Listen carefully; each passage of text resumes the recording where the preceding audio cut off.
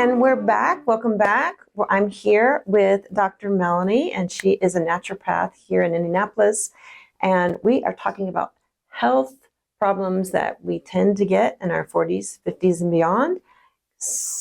Even younger, actually.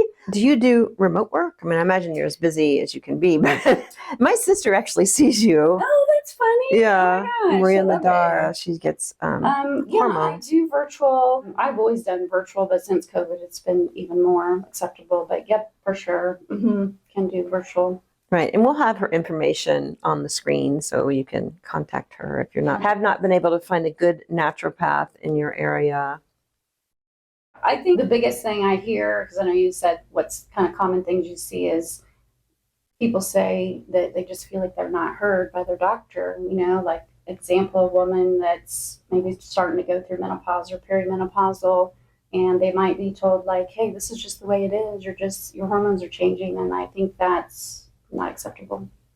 Like, no, you can feel better. You can go through this and feel good. And we're expected to keep working and doing our jobs and life, and yet we don't feel good. And that's not, yeah. Well, I think it's funny because I went to this doctor and I said, well, can you prescribe me my progesterone? And she says, no, I don't do that. You have to go to the gynecologist. And I'm like, okay. So the gynecologist, she's like, yes, I can write you a prescription for this progesterone, but I always give estrogen from it with it as a rule. And I'm like, well, I don't feel like I need it, but okay. I took that estrogen and I felt good for about a half an hour. And the rest of the day I was a nervous wreck. So okay. I guess my estrogen's okay. Yeah. And I was like, but they just cookie cutter you, Yeah.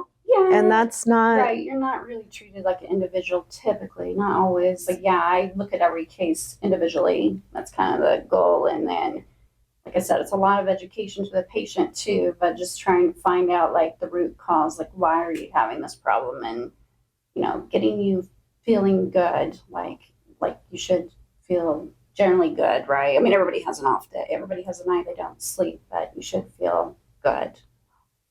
Deserve right. that. Yeah, everybody deserves to feel good in their body. I mean, that's why. Well, I think why do we give a body? Why do we get a body if we're just going to be like moaning and groaning? I think it's just disheartening when, and I would say like most people that come to see me, they've already been to several doctors. So they're already like, oh man, I'm just not going to be better. And I think sometimes just being told like, oh no, you can be better. I've been there. Like, we'll figure this out. It gives them hope that, they're not kind of stuck feeling terrible. Like, you can't go through life like that. Like, yeah. It is. I think it's an odyssey. In my late 30s, I presented with like heartburn, like I'd never felt it before. I couldn't sleep at night. I had to sleep upright. I got those wedges so I could sleep upright. And oh man, I was a mess. I had to swallow radiotransmitters to measure acidity levels. I mean, they put me through the ringer. Yeah. And then at the end of it, my husband, for some reason, asked a much older gastroenterologist for a second opinion. And he went back through all of my stuff. And he's like, yeah, you did a good job. And everything you did was right. And it was inconclusive. But what did come up is I had childhood sexual abuse. Yeah. Okay. Yeah. So that was the first time it had surfaced. And I was freaking miserable. And they're like, there's nothing wrong with you. I'm like, but I feel horrible and I can't sleep and I have heartburn. And once that came out, my heartburn went away and I haven't had it since. But I mean, other things have happened, but it's all related. When the older gastroenterologist, I mean, I was raw. I was just like, I'm just going to tell him what happened. And he says, I see this all the time. Interesting. Yeah. So, like women who've been sexually abused as a child or earlier in their life, that these memories sort of attack or are inside their digestive system and they just want to come out eventually. And so I felt validated by that. But the new guy, he didn't tell me any of that. He didn't know. I mean, he knew all the tests to give me and all the hoops to make me jump through.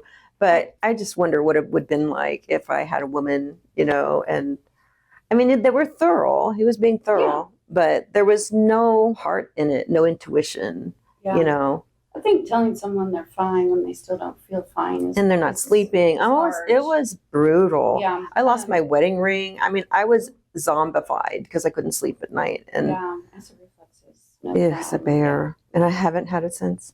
Yeah, good. That's awesome. Yeah. Yeah, that's it. I mean, because emotional stuff, yeah, it can get stuck in your body and cause those kinds of problems. So that's great that you figured it out. I mean, yeah, kind of sucks you had to go through it, but. Yeah. Do you get much of that or? Yeah, for sure. I mean, I always have a conversation with someone about stress and just what's going on in their life because, I mean, come on, stress causes everything, right? So we just have to get the body where it can handle it or find avenues, where people can do something to help their stress, whatever they like to do. But yeah, a lot of times it'll be, someone, I see many times where someone went through like a stressful situation and then they start feeling bad. So yeah. Is it the stress or is it the emotion? It exacerbates. Yeah. So, I'm not a therapist, but I'm like, you feel like one. Talk to the therapy. I mean, but you end up feeling like one. Yeah. Yeah. So yeah, it does come up many times, and I would say at least 50% of people that come in might cry the first time just because like they're like, oh my gosh, like I see you. I feel hear better. right. And you hear them. Listen, they talk. Yeah, and that's all people really want, to be heard, right? Like Amen. validated. Yeah. A to the man. Yeah.